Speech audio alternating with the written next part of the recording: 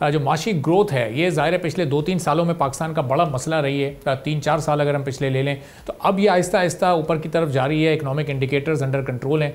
ये 4 से ऊपर अगर हमें लेके जानी है सालाना, तो उसके लिए क्या क्या बुनियादी स्टेप्स इस वक्त हुकूमत को लेने की ज़रूरत है?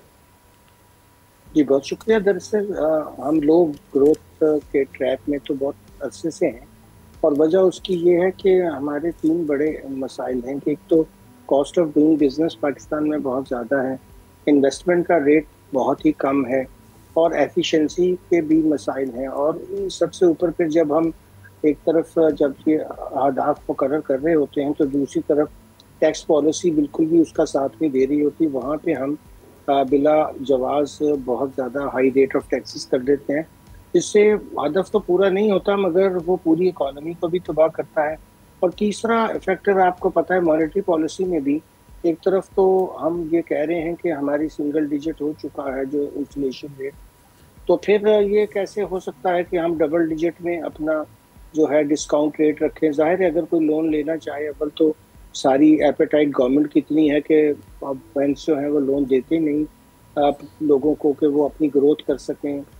तो हुकूमत को ये भी सोचना चाहिए कि अगर वो अपना डिस्काउंट रेट 11 पे भी रखेंगे तो 15 से तो कम लोन नहीं देंगे बैंक दूसरों को, वो भी बहुत मुश्किल से।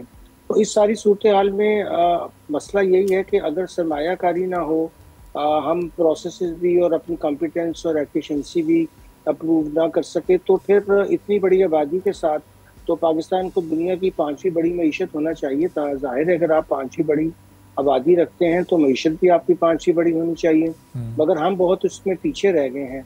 तो ये बड़े अफसोस की बात है कि हमें सोचना चाहिए कि आफ्टर ऑल इतनी हमारे पास नेचुरल रिसोर्सेज हैं, इतने ह्यूमन रिसोर्सेज हैं, मगर हमारी ग्रोथ इतनी कम क्यों?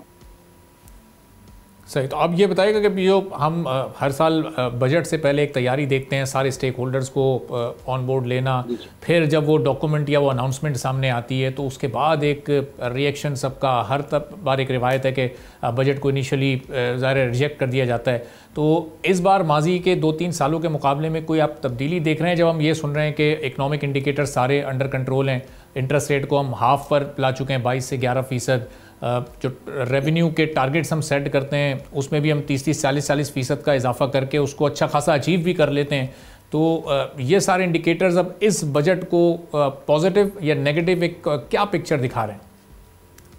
देखिए अभी जो वज़ीर ख़ज़ाना मोहतरम ने फरमाया कि ये स्ट्रक्चरल बजट होगा, तो इशारा वो इस तरफ करना चाह रहे हैं कि जब हमारे मैक्रो नंबर्स कुछ कंट्रोल में हैं और बेहतर हो रहे हैं तो ये एक बड़ी अच्छी बात हुई कि पहले जितने भी IMF के प्रोग्राम थे उसमें हमारे मैक्रो नंबर्स ही ठीक नहीं होते थे, तो हम आगे क्या चलते हैं।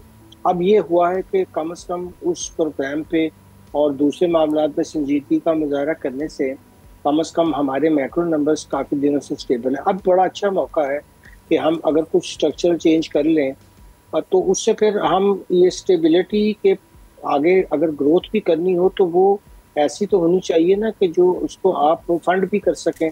अब ग्रोथ करने का पहले तरीका ये रहा कि आप इंपोर्ट से ग्रोथ दिखा दें, बाद में पता चला कि हमारा डेफिसिट की करंट अकाउंट इतना हो गया है कि हमें फिर IMF के पास ये 24वीं दफ़ा जाना पड़ा है।